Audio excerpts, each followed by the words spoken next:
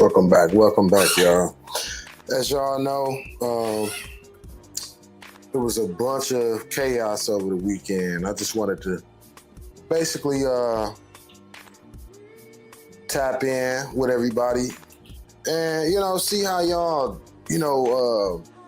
processing a lot of this, man. And I want to share how I'm processing a lot of this stuff, man. I don't have much time, but I probably got maybe 30 minutes to do this live stream. So I think I can get everything that I want to get out in that 30 minute time frame. So yeah, Facebook, Instagram, YouTube. Call in if y'all want to talk about what's going on, man. It seemed like it's a whole lot of chaotic episodes going on. The biggest one, they said, right here in Grand Blanc, right here in Flint. The Mormon church being shot up. I heard about this yesterday. I had stuff to do, so I really couldn't chime in on it. But I prayed for them. First of all, man, I prayed for them. Want to pray for all the families who are affected by this directly. Want to continue to pray for them families that's going through this, man. Even the so-called perpetrator, from my understanding, in two of those incidents, the North Carolina one and the Flint one, the Grand Blanc one, they were both veterans. And I'm gonna give my take on that. But look, let's let this video play. This from Fox News. I generally don't watch Fox News, but I think we could share anybody's take on this video, right? I mean, on these circumstances right now. All right, we're going to go now to a live news conference with more information. Township Fire Chief Gent, Genesee County Sheriff's Department Sheriff Chris Swanson, and MSP Michigan State Police Captain Greg Marenko. I'm going to provide an update from the incident that we spoke about earlier today that occurred at the Church of Jesus Christ of Latter-day Saints at 10:25 a.m. I want to talk about our officer's response. That call came out at 10:25 a.m. and 32 seconds. We had officers on scene at 10:25 and 57 seconds. The suspect, again, we're in the preliminary stages right now, was neutralized at 10:33:44 in the parking lot of that church. That suspect is a 40-year-old male from the city of Burton, who we identified as Thomas Jacob Sanford. That's Thomas Jacob Sanford, Sanford. Currently, where we're at, an update, I gave you 10 victims who were victims of gunshot. Since then, we have 2 victims who are now deceased. One additional one had died at a local hospital. And again, that suspect is deceased as well. 7 other victims at this time are in stable condition. 1 is in critical condition. Now, for the reunification, I had a question earlier about, hey, where can people call to see if their loved one is okay at the reunification center? I want to provide a number for you for that. It's 248-705-7352. Also, I know that our community is hurting right now, and we want to provide some resources for our community moving forward.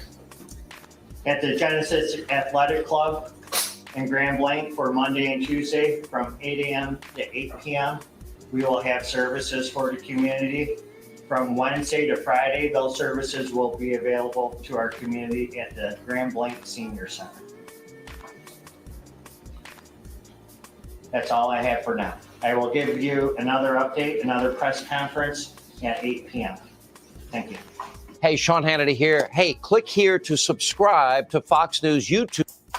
Okay, yeah. So that was that. The Michigan update about they didn't show his face. I wish they would have. I guess I gotta track that down.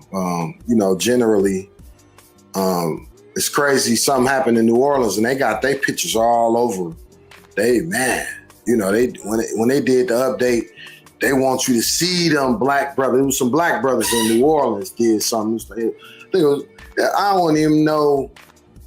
I haven't looked at that, but I guess let me go ahead and track that down too. Just to be 100. But I guarantee you. I just did a video on the difference between the crime in the black community and the white on white crime that we're seeing a lot of. But I'm sure they're going to try to spin this as some veterans, you know what I'm saying? Just like some mental illness type stuff. That's what they always do. But here's another, this is Fox News now. So this is why I don't generally watch Fox, but I want y'all to see the difference between the response. And I think it was just one person killed in this, but yeah, but I'm sure because they want to catch these people. So I'm sure that's why. But I believe even if they had killed the suspect, they would have plastered his face all over the news, right? That's kind of like why this white on white crime is more of it, in my opinion.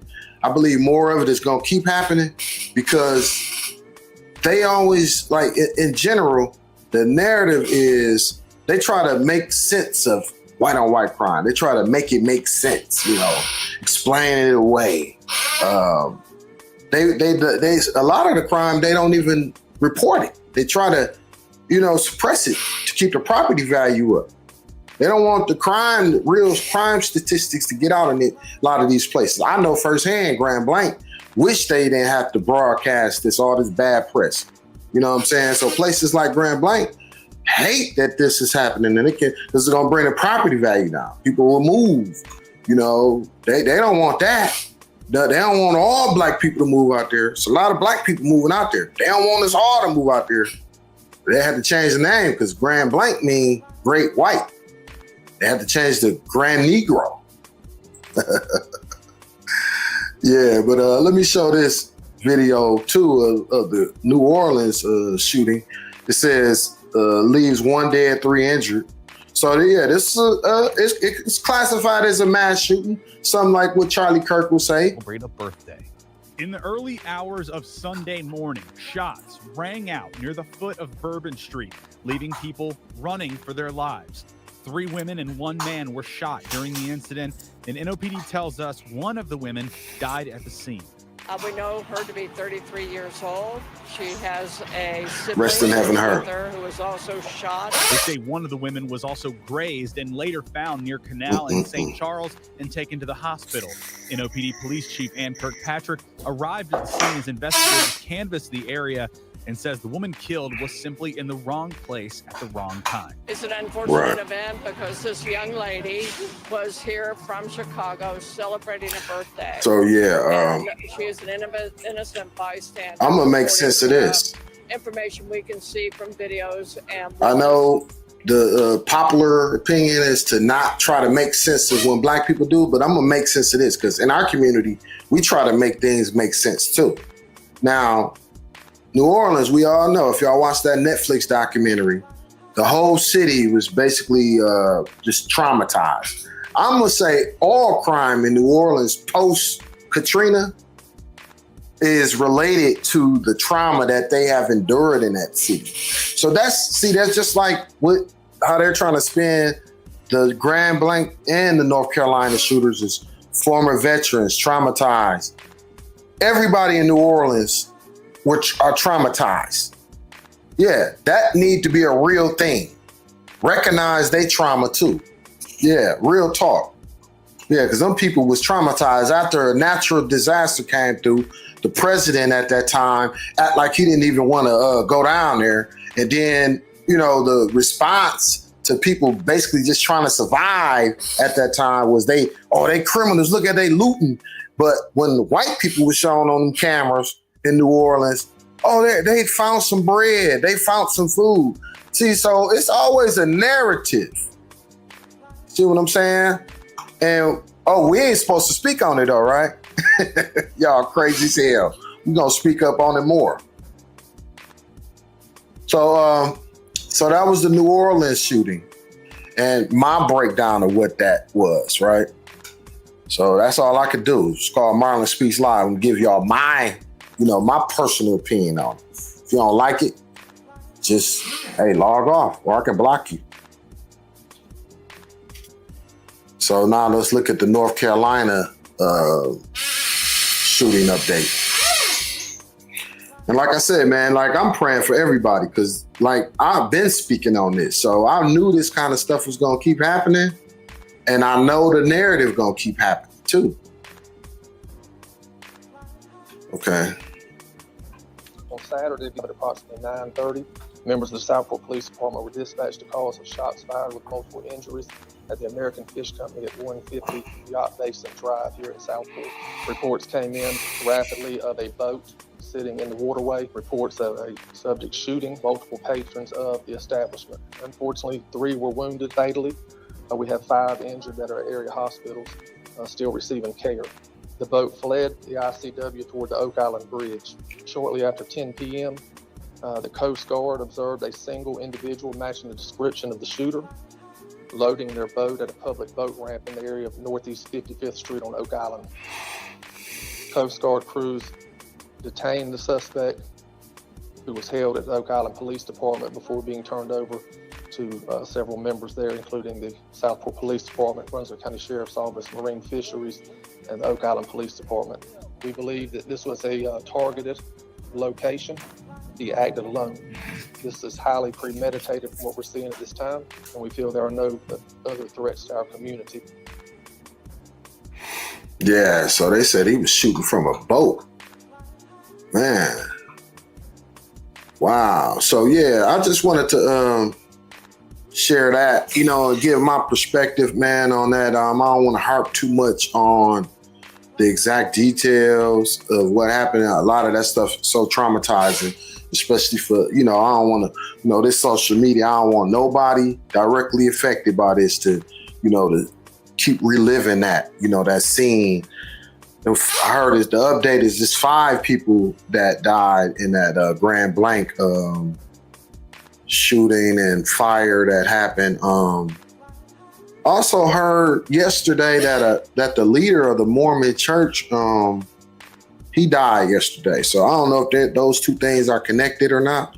But I do know I did a video. If y'all on my channel, y'all follow me. I did a video of an ex-Mormon lady that's from Utah. And she started her channel way before this Charlie Kirk stuff, and way before this. But she was kind of speaking on from the inside of the Mormons, how she felt like the Mormon church is basically a white supremacist cult that's over 200 years old. And so at this point, with the Mormon church being over 200 years old, so the Mormon church and the Latter-day Saints are the same. So I believe they want to be called LDS, Latter-day Saints, think they might have, they Bible is the Book of Mormon. So they're the same people. So when I'm saying Mormons, I mean the Latter-day Saints. They're the same people. So either way, this lady, I think her channel is it's called Life Part 2, something like that. And matter of fact, I'm gonna add the link to her YouTube channel on this video so you guys can check her out. I subscribe to her. I like her content, but she give a lot of insight, and I'm waiting on her to respond to this recent deadly shooting and fire in Grand Blanc, because like I said, she has an inside perspective on how a lot of people in that community think and how they look at life. And she basically was saying that they think being black is a curse, and to be white is like to be godlike, and I don't know. I don't know if that lifestyle or that, you know, that religion or that if that man young or that, yeah, because he was 40 years old, younger than me. That young man, you know, was involved. Or I'm gonna say this, man. My personal opinion on what's going on right now, the climate, the political climate for one, the you know, all the way from the top, and all the government agencies are now actually Trump MAGA agencies. I think, you know, mental illness is real. So like we have a lot of mentally ill people in general in this society, in this culture. And when you have a regime or a government like what Trump has, I believe a lot of people that's mentally, you know, can be triggered. I believe more of that's going to keep happening. Basically, like people that's already unstable, and then you have this environment, you know, that Trump has put out here, to where you're going to see more and more mentally unstable people doing a bunch of mentally unstable stuff. You know, I just think in general, I see it unfolding every day when I'm in traffic. Just people driving crazy, riding around with Confederate flags. You know, not to give them an excuse of being crazy. I'm just saying, like, what that lady was saying about how she was raised, it's a lot of people that was raised with a crazy mentality. And now that this culture or this government or this atmosphere that Trump has pretty much put out here, he has activated a lot of these people that, you know, that's been messed up. And then on top of that, then the war. On top of that, got a bunch of guns. On top of that, you know what I'm saying, just maybe fanatical about whatever they're fanatical about. Whether it's being a MAGA person or whether it's being on the other so-called side, which, if y'all follow me, I don't personally think that it's a side. We all us. But, you know, how this narrative that keep getting spent, the left and the right. No, it's just people, you know, at the end of the day, it's just people doing what people been doing, you know, being misled, fooled, and triggered to do crazy shit. So that's my perspective on that. You know what I'm saying? Overall, I believe this kind of stuff is going to keep happening. You know, it's people like myself that's been trying to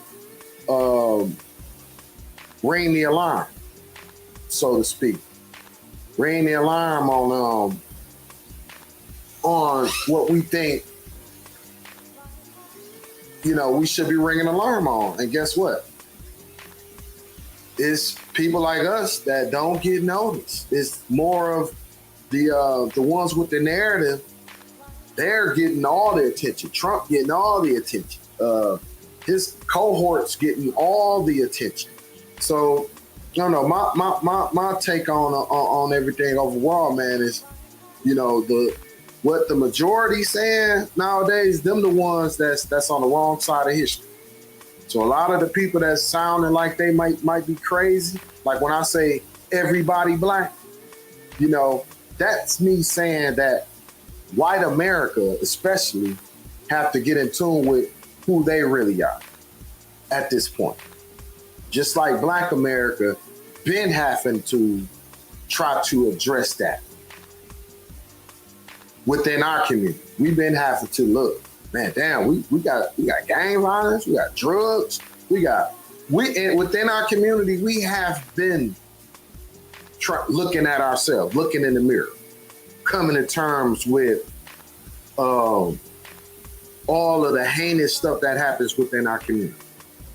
We don't run away from it, you know, but historically, a lot of trauma has been inflicted on our community, right?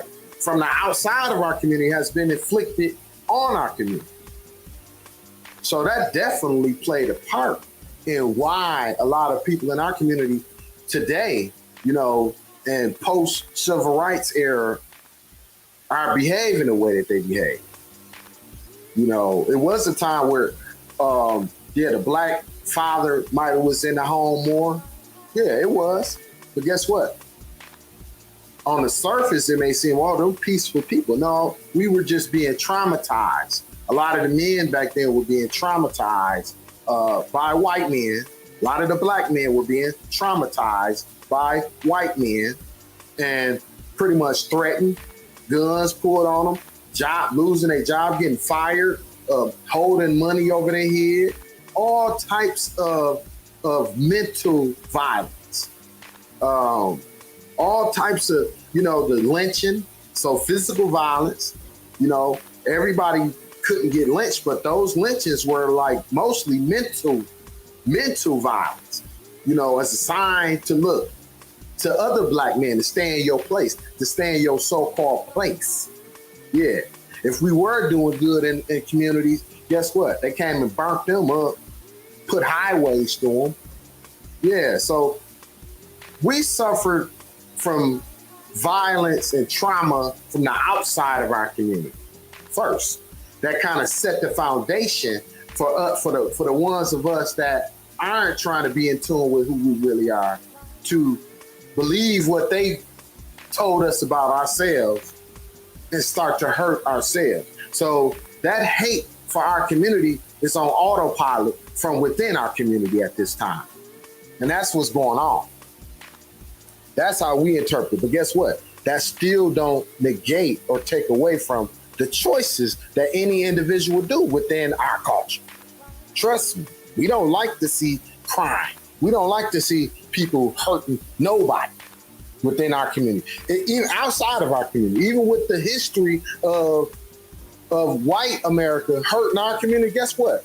We're not going out our way to hurt no white American, nobody that's just, you know, innocent, except for maybe that mental guy doing that to that lady on that train or on that public bus or whatever that was in North Carolina. That was horrible.